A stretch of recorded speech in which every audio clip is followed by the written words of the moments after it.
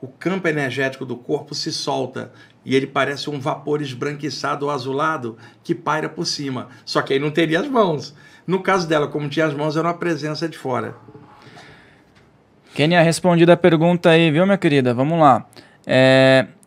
Questão de trabalhos realizados fora do corpo, nas regiões umbralinas. Eu não sei se alguém já relatou isso para você, com certeza, mas com uma certa incidência, isso hoje em dia não está acontecendo mais comigo, mas ocorria de eu sentir que eu estava tipo num tobogã, descendo. Sim. É a condensação, para dar essa sensação ondulante mesmo. Era muito parecido. E é normal pelo seguinte, Fael, se tem mentores que operam naquela região e também trabalham com você, eles vão puxar você e levar você ali. Então, por isso a incidência de experiências. Se você é levado, mesmo que você não veja ele, você sabe que está sendo conduzido. Beleza, você foi para ajudar. O problema é ir parar lá por sintonia. Tipo, vou para lá porque eu sou um tranqueiro e aquele tá cheio de tranqueira. Mas quando vai por trabalho, cara, a minha vida e de tantos outros médios e sensitivos de cura é ir nesses lugares aplicar energia. Mas você está indo por um propósito, você não está indo por sintonia. E tudo isso ajuda você a evoluir, cara. Na ajuda a um terceiro, você mesmo cresce. E essas experiências, assim, eu até falo isso sem problemas. No começo, quando eu me dava conta que eu estava lá, juro pra você, eu não queria estar lá, eu saía correndo, eu começava a gritar. Depois que eu comecei a perceber qual era o propósito, que eu fui me acalmando, fui entendendo, né? Fui começando a trabalhar, desenvolver com as entidades. Mas algumas pessoas dizem que estão em ambientes escuros e às vezes elas acreditam também que estão ali por conta de uma questão pessoal, mas não se dão conta que estão ali para ajudar. Acontece muito isso também, né? Acontece muito. Tipo, você deitou e apagou. Durante o sono houve uma saída inconsciente, um mentor pegou você e levou lá. Você vai despertar aqui sem ter visto a saída. Você acorda num ambiente escuro e você pensa assim, pô, será que eu dormi pensando alguma besteira e por isso vim aqui? E não foi. Você foi levado por uma outra inteligência para um propósito. Agora, um ser humano atrapalhado, cheio de tranqueira na mente, o corpo astral dele durante o sono vai buscar a tranqueira que ele desejou, e isso é o astral inferior. Aí ela foi por sintonia. Então, são essas duas possibilidades. No caso de um curador, um médium, ele vai por questão de trabalho, porque tem mentores que vão guiar. Agora, o que não pode é você, com arrogância, falar assim, Wagner, hoje eu vou no astral, vou tirar uns 3 de lá. Isso é arrogância tua, você nem sabe como ir e está sem a proteção dos mentores. Quando eles estão superentendendo o processo, é uma honra estar junto com eles ajudando. Na Índia, som de flauta, a cítara clássica, a flauta xamânica nas práticas indígenas, sempre se falou de música no sentido de elevação. Hoje nós estamos vivendo um rebaixamento cultural mundial, Fael, na cultura em geral, arte, poesia, pintura, a música não podia passar batida. Então nós estamos vivendo um momento de baixa criatividade e manifestação artística na música, e está no mundo inteiro. Se a gente retroagir algumas décadas antes, e não estou citando o tempo como uma prisão, porque tem gente que fica, aquela época que era boa, todo mundo fala isso, daqui a 30 anos ela vai falar isso de hoje. Então quando eu falo época boa, uma época de florescência, por exemplo, a MPB aqui no Brasil, ela teve uma fluência muito grande com a bossa nova, cara. Lá na década de 60, a MPB da década de 70 também era brilhante. Hoje, nem a MPB tem condição de tocar numa rádio, que ficou muito polarizada com a música sertaneja, o pagode e o funk, que é o momento atual. Mas nada contra essas áreas. Mas tem que ter um espaço para tudo. Mesmo o rock hoje quase não toca. Então, houve um rebaixamento cultural mundial. A gente pega a década de 1960, você tem a eclosão dos Beatles e Rolling Stones na Inglaterra, que não era só música, revolução cultural através da arte popular. Ao longo da década de 70, você tem bandas na área do rock internacional, principalmente na Inglaterra, Queen, Yes, Pink Floyd, Genesis, Led Zeppelin, Deep Purple. Essas bandas marcaram, tanto que bandas hoje de heavy metal se espelham em muitas delas, ou bandas de pop rock. Quando chega a década de 80, começa a haver um ligeiro achatamento, com músicas mais curtas. Mesmo assim, uma década legal, com Smiths, U2, Echo and the Bunnymen. Aqui no Brasil, Legião Urbana, que surgiu na década de 80, RPM, Paralamas do Sucesso. Quando entra a década de 90, Rafael, faz assim, ó, isso olhando internacionalmente. E hoje, quando você vê referências musicais, você vê um garoto, às vezes, que gosta de Beatles. Como que pode? Ele nem vivia naquela época, mas é a questão da qualidade. Então, quem nasceu naquela época ou viveu, hoje tem uma referência. Então, você pode ter como ídolo um Led Zeppelin lá atrás, um Beatles. Hoje, a geração que está hoje, daqui a 20, 30 anos, qual vai ser a referência que elas vão ter? Não tem, é muito pasteurizado. É uma referência hoje, daqui a um ano é outra, mas tudo rápido e superficial. Você não tem uma referência clássica que você possa falar e coligar culturalmente naquela área. Estamos vivendo esse gap, esse vácuo. Vai passar e décadas à frente, novas áreas vão fermentar e vão fluir novamente. E eu acredito que alguém lá em 2070 vai olhar 100 anos, 1970 e falar, como é que esse pessoal fazia essa música naquela época? Peraí, tá de sacanagem. Como que eles faziam isso? Eles estavam à frente do tempo, né? Agora, tem gêneros para tudo quanto é coisa, mas a gente está vivendo uma época de rebaixamento e o astral inferior só sai música ruim de lá. Os caras não vão tocar, eles inspiram um músico daqui a verter uma letra deletéria, um som desagradável, que causa perturbação.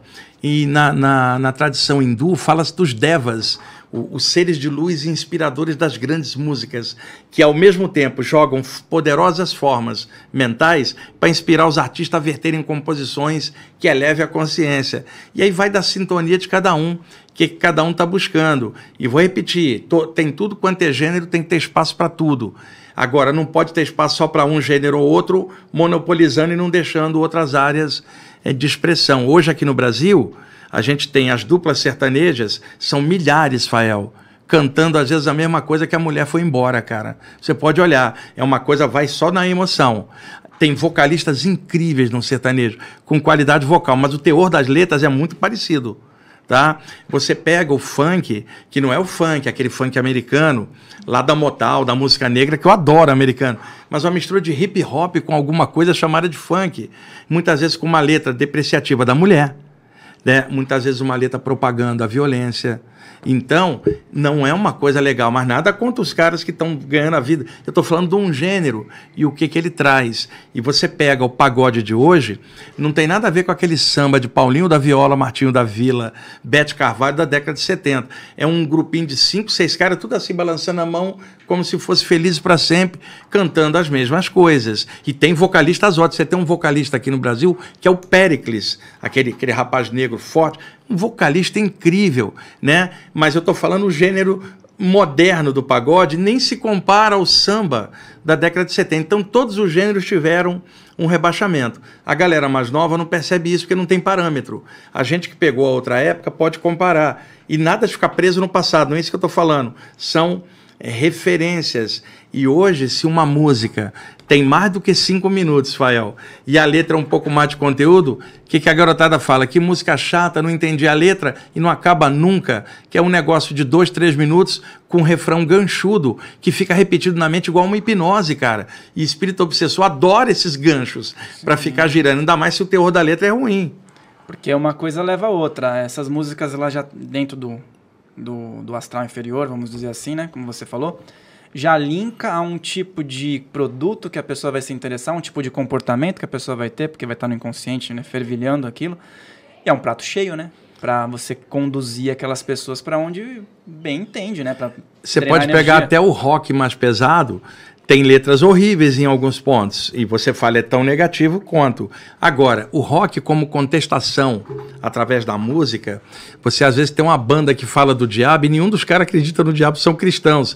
É para estremecer o status quo com uma música de protesto, né? Você imagina, cara, o AC/DC, aquela banda australiana de heavy metal, tem uma música chamada Hell's Bells, Sinos do Inferno. A música é linda, os solos de guitarra são maravilhosos e a letra é extremamente irônica contra o status quo conservador da religião aqui no Ocidente.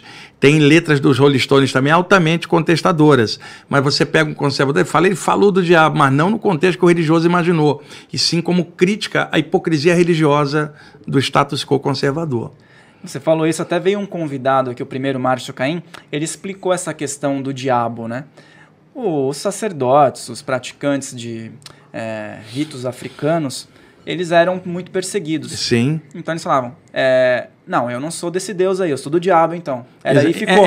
Para questionar o status quo. Agora, você já imaginou, século XVIII, uma fazenda aqui no interior de São Paulo, uma família de imigrantes portugueses ou descendentes que está ali, são donos da fazenda e tem os escravos.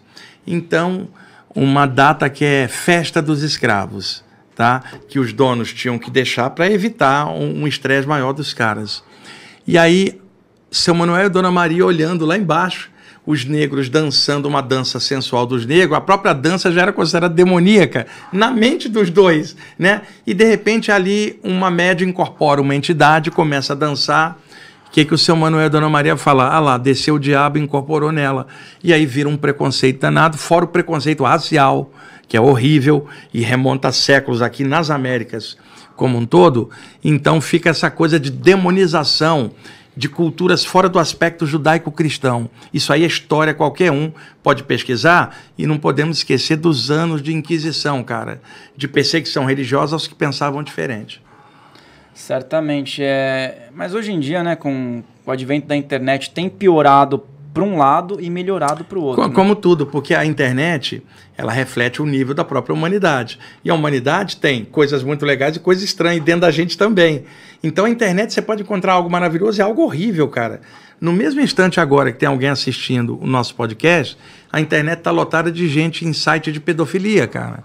O mesmo veículo. Então, vai da responsabilidade de cada um, o que pensa, o que sente, a sua energia é o reflexo disso. Eu entro na internet para pesquisar e trabalhar, tá? Eu não vou entrar para ficar agredindo o outro em lista de discussão ou entrar em podcast para ficar agredindo alguém que pensa diferente do que eu penso. Simplesmente eu vou entrar para buscar conteúdos que melhorem a minha consciência, para estudar a internet. Fael, hoje eu tenho acesso a músicas na internet que eu não teria durante 10 vidas, cara, para conhecer tantas bandas que eu gosto, pesquisando, inclusive bandas da década de 70 e 80, que nem na época eu conhecia, né? E que hoje eu falo, meu Deus, como é que essa banda passou batida? E aí, peneirar essas coisas assim pela internet é um dos prazeres que eu tenho. Ou tinha aquela fita cassete, né? Ou então o pessoal pegava o LP, né? O pessoal tinha como se fosse uma relíquia, né? Ia atrás, trocava, fazia. Eu ainda tenho muitos vinis em casa importados, em ótimo estado de conservação, muitos CDs ainda, mesmo na era do MP3, eu continuo comprando mídia física, porque a galera que só escuta MP3 não percebe que o som é muito comprimido. Então, agudos e graves ficam muito embolados. Quando você tem uma capacidade boa de audição e de filtragem, você percebe aquele agudo, percebe o groove, o peso, a parte equalizada, você percebe o som redondo. Muitas vezes no MP3 você não tem essa condição. Agora, o MP3 é legal para baixar algo que está raro e esgotado. Agora, para mim, se eu posso ter a mídia física, cara, ainda mais remasterizada, não dá para ouvir MP3. E tem hoje muitas coisas na internet baixadas em qualidade alta que é em FLAC, mas pesa muito na memória do computador e a qualidade é quase igual do CD. Mas tem toda uma geração escutando MP3 que não tem o parâmetro para ver que o que eles estão consumindo hoje de som tem baixa qualidade sonora. E a internet também possibilita que as pessoas lembrem que tem esses recursos, né? Casa Filhos do Todo conta com uma taróloga para quem quiser conhecer, para quem quiser fazer consultas com tarô. Nós temos a nossa equipe agora, a Michele Molina, que está realizando sessões de tarô. E para que você possa entrar em contato, aqui na descrição nós temos também um link de agendamento. Você vai cair direto com a equipe Filhos do Todo para agendamento de sessão de tarô. Então, agendamentos aqui na descrição, no recado que está aqui, Tarô Casa Filhos do Todo com Michele Molina. Certíssimo? Você será muito bem atendido ou atendida. Lembre-se de deixar o seu like aqui nesse vídeo, de se inscrever nesse canal. E se você gostou desse corte, o episódio completo está aqui na descrição. E também se inscreve lá no nosso canal oficial, Filhos do Todo, para você acompanhar as outras entrevistas. Fael Molina falando, um grande abraço.